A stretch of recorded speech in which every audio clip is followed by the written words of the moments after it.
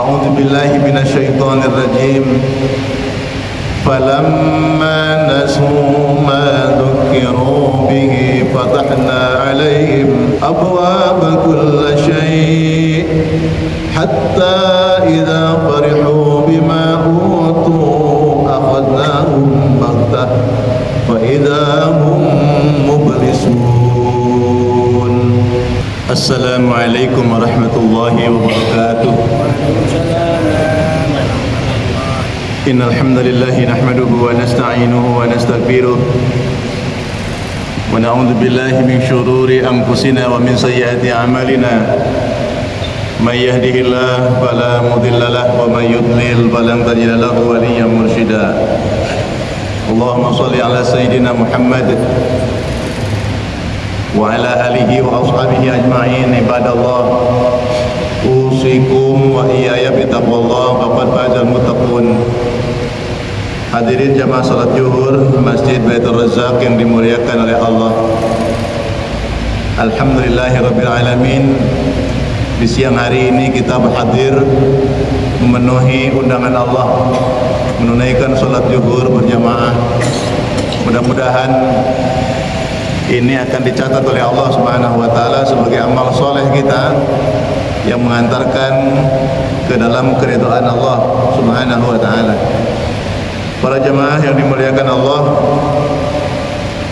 kajian zuhur singkat ini saya akan bacakan surat Al-An'am ayat 44. A'udzu billahi minasyaitonir rajim. Falamma nasu ma dzukiru bihi fatahna 'alaihim abwaaba kulli syai' hatta idza farihu bima utu akhadnahum baghtah fa idza hum mublisun. Surat Al-An'am ayat 44 yang artinya falamma nasu ma dzukiru bih, maka tatkala mereka manusia melupakan peringatan yang telah diberikan kepada mereka, fatahna alaihim abwaaba kulli syai', kami bukakan semua pintu-pintu kesenangan untuk mereka. Para jamaah, ada jalan sukses yang gak perlu ibadah. Ketika manusia melupakan peringatan dari Allah, ada perintah-perintah yang harus ditunaikan, ada larangan-larangan yang harus dihindari. Dia meninggalkannya, tidak taat kepada Allah. Fatahna alaihim abwaaba kulli syai', justru Allah akan membukakan pintu-pintu kesenangan untuk orang tersebut. Jadi kalau ingin sukses dunia, gak usah ibadah. Ada ayatnya. Jadi mereka yang melupakan peringatan-peringatan dari Allah, justru Allah akan bukakan pintu-pintu kesenangan kepada mereka. Hatta idza farihu bima utu akhadnahum baghtah fa idza hum mublisun. Sehingga dengan apa yang diberikan Allah kepada mereka, mereka merasa bergembira, senang, sukacita dengan apa yang diberikan kepada mereka itu. Apa? Allah katakan akhadnahum baghtah, lalu kami siksa mereka sekonyong-konyong. Kami berikan ajab mereka dengan mendadak. Fa idahum mublisun, saat itu mereka terdiam, berputus asa, kaget. Ayat ini, hadirin yang dimuliakan oleh Allah, sering dikaitkan dengan keputusan Allah kepada orang-orang pendosa. Jadi orang-orang pendosa yang tidak taat akan perintah Allah, yang melanggar larangan Allah, justru Allah kabulkan keinginan dunianya. Ini yang kemudian dikenal dengan istidraj. Istidraj. Saya lihat sampean lancar usahanya, buka perusahaan yang satu, sudah buka lagi di tempat yang lain, sukses luar biasa. Tapi saya kasih tanda petik dulu ya, kalau ngaji begini ini tengok kita itu ke dalam diri kita, bukan untuk menilai orang. Banyak manusia hari ini ngaji ilmu agama untuk menilai orang, bukan menilai diri sendiri. Jadi saya harapkan ngaji kita ini ngaji yang bisa menyadarkan kita ke dalam diri kita sendiri. Para jamaah, jadi kira-kira begini, saya ini jarang sholat, jarang zikir, jarang doa, melanggar sering. Tapi kenapa doa-doa saya ini kok dikabulkan? Kenapa usaha saya kok lancar? Nah itu kena ayat ini. Ini istidraj ini.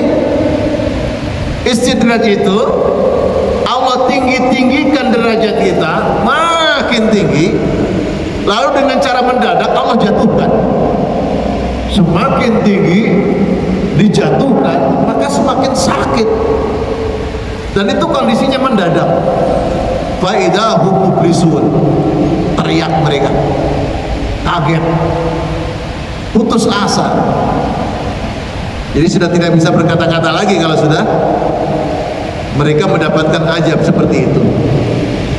Hadis riwayat Imam Ahmad, idza ra'aitallahu yu'til 'abda minad dunya ala ma'asihi ma yuhibbu fa innama huwa istidraj.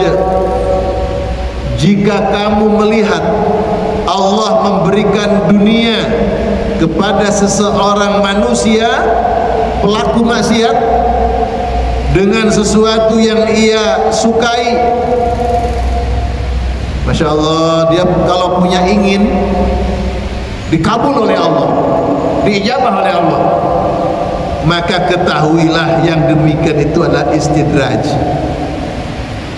Jamaah yang dimuliakan Allah, istidraj itu bagian dari ajab Allah yang diundur oleh Allah Subhanahu wa ta'ala, namun tetap memberi kepada kita. Jadi ada pemberian yang menyenangkan dalam kehidupan ini, tapi sesungguhnya dia istidraj. Istilahnya apa ya, dikungkung. Apa maumu aku dukung, aku kabulkan, hajatmu aku beri. Padahal orang ini enggak ibadah, padahal orang ini banyak melanggar aturan Allah. Itu yang namanya istidraj. Harta yang berlimpah padahal tidak pernah sedekah, ini istidraj.